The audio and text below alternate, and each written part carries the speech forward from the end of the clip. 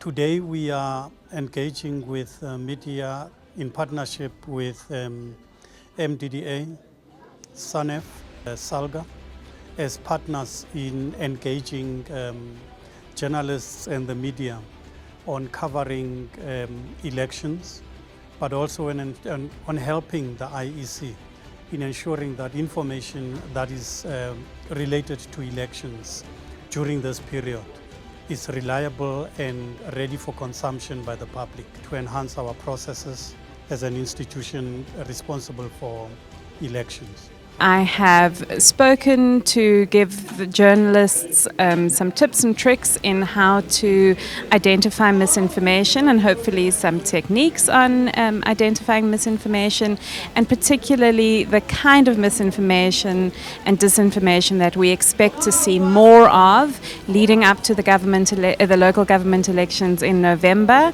And this is based really on Africa Check's work in overseeing and reporting on elections in more than 10 African countries since our establishment in 2012. And we really think it was quite important to just make sure that we're able to have a footprint across the country to make sure that we reach as many journalists as we can in preparation for the elections.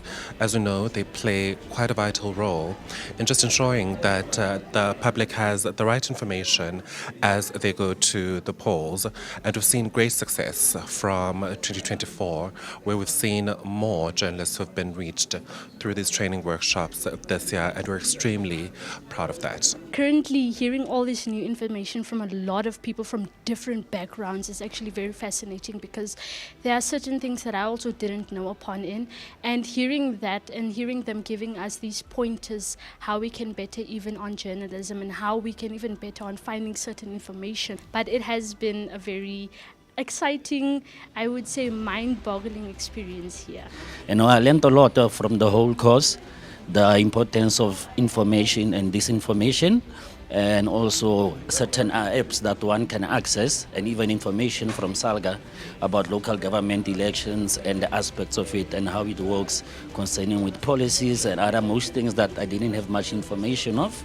Even the apps that were introduced to us so that we can be able to find information as journalists, so we can be able to give accurate information and report information that's concrete, that even has facts amongst it. What pleases us most is the fact that we have reached a historic milestone in terms of having reached 700 media practitioners that have been trained on this program, and I think we're going to have better coverage going into the elections.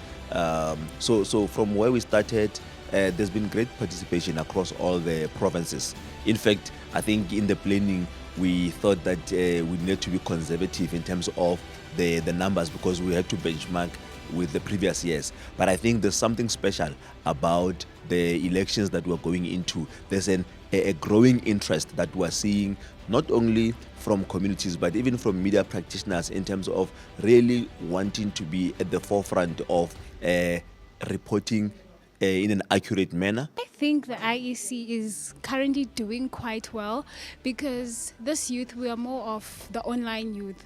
And it's so easy now, because we are aware that, okay, in order for you to register, you don't even have to go somewhere, you can just use your phone. I just feel like it needs to be everywhere. Like when you're scrolling, you must see, did you register to vote? This is the final training that we had today in Upington, Northern Cape.